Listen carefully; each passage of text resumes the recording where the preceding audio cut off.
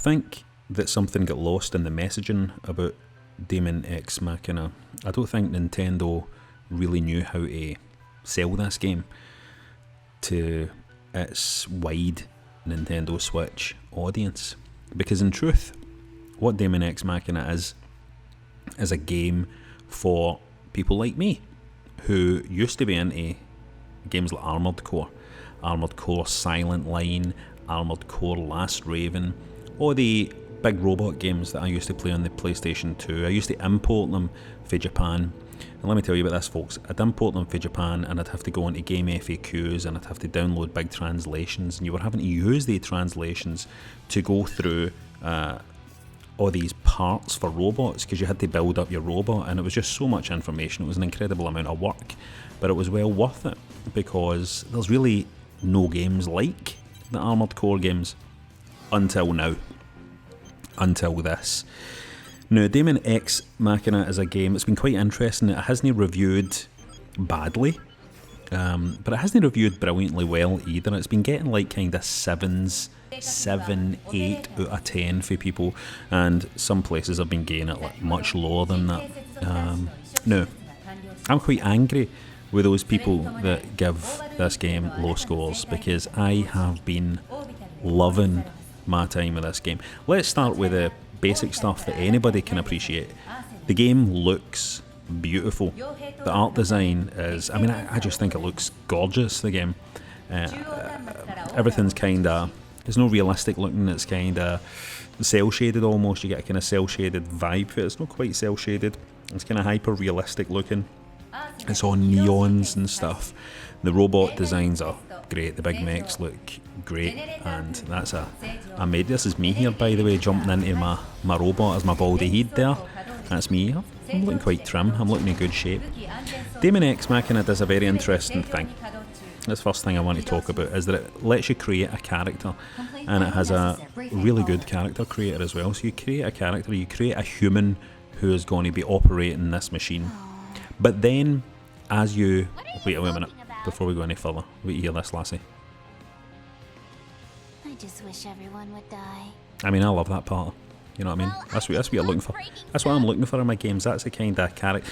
You know, games like The Last of Us 2 and all that are going to be doing amazing storytelling. That's amazing storytelling to me. Just some wee lassie saying she wants everybody to be dead while she's wearing a mad cosplay costume. That's all I need for my games, alright? Anyway, as I was saying, the game lets you create a human character who is going to go inside this big robot, right? And so you make this human character, might look like yourself, but then as you enhance your abilities and you level up your abilities, you start to become less human. You start to adapt your human character. Suddenly he has weird cybernetic eyes, and then he has big things clamped. He has a robot arm and all that. Suddenly he looks like fucking Robocop, right? And it's an interesting thing. It's an interesting transhuman thing happening in this game that I really, really like. Makes you think about your upgrades. It always warns you. It's like you're going to significantly alter your appearance if you do this. And you're like, well, I want to be better at locking on with my missile, so I'm going to do it. This is the game here, by the way, in operation, and the game is really exciting. I mean, I find it really exciting to play. You can feel with each mission you play, you can handle your robot better. The different builds that you use, you start to get used to them. My big mech here, I like to use these down boosters that give me greater mobility. It means I don't have a weapon. I could have a special weapon there, but instead I like the mobility. And you know, you can approach this game in so many different ways. You can spec up your mech in different ways for the missions. The missions easy and really gently as well. The early missions are quite easy.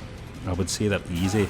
Look at how beautiful this looks. Look at this beautiful forest here and all these buildings, and it's gorgeous. Easy missions at the start builds up to more difficult missions where you really need to take new loadouts in order to get past it. And the story as well is interesting. You know, the story is interesting. It plays out really slowly. It develops through conversations with these characters, and if you have the patience for reading the conversations, listening to all the chat, then a really interesting story develops here. You know, it's not going to be winning any awards. But you know, it's a fascinating, very Japanese, very mech anime game story, and I really enjoyed it. I love the character designs. I love the fact you can take on these free missions and take out some of your buddies with you, some of your favourite wingmen, and essentially, if you are looking for a game where, look at that lightning, look at the stylistic way they've done the lightning here. Watch this. You see when the lightning flashes. That's cool, right? It's just a cool game. I think the game is just cool, and the action set pieces themselves are incredibly exciting. Some of the giant boss battles are just so intense, you know, really, really intense and really quite thrilling. And a lot of that thrill comes from your own abilities. A lot of that thrill comes from how well you can negotiate the level by piloting your own craft. So you really start to feel a certain affinity for your big robot, you know? You love your big robot. And you can feel yourself getting better and better with every mission that you play. There is a huge amount of content in this game. A huge amount of content. This is me outside my robot, by the way. This is a mission where I'm sneaking into a base to steal a big mech. Just running about with my own baldy head, getting shot by a lot of fucking flying drones. Very difficult when you're outside your robot. Very difficult to survive outside your robot. You want to be inside your robot, ideally. I'm excited about player versus player multiplayer coming into this. I think that'll be great fun when you can take your robot out against your pals' robots. I like painting up your robot with different paint jobs and stuff. I know this game isn't going to be for everybody. I know you might be watching this right now and thinking to yourself, nah, this isn't for me. Look at my mad eyes, by the way. Look, see my mad eyes? I've started to turn myself into an AI, you know. That's really, you know, that's what the story's kind of all about, you know. It's the interesting stuff you'll be hearing in this. It's not going to be for everybody, this. But if you're a person who likes,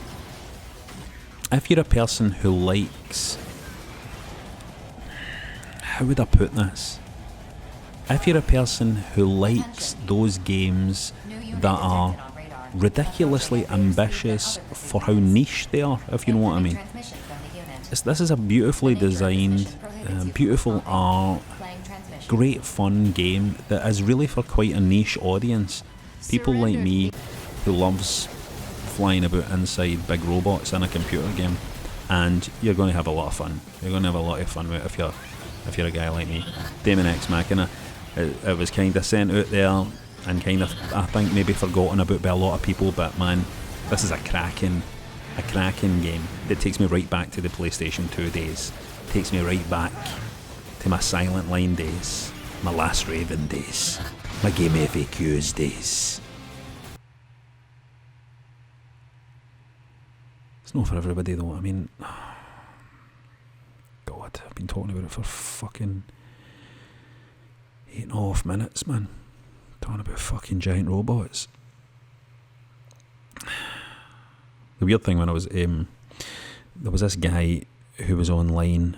I can't mind his name, but he lived in Japan and he was mad into his giant robots, and we used to talk into the wee hours of the morning, 2, 3 in the morning, online, just talking about different loadouts for our Armoured Core robots. I mean, to think there was a time when I used to be able to spend hours online talking to a stranger in Japan about how to build a fucking robot up. It's fucking insane, man.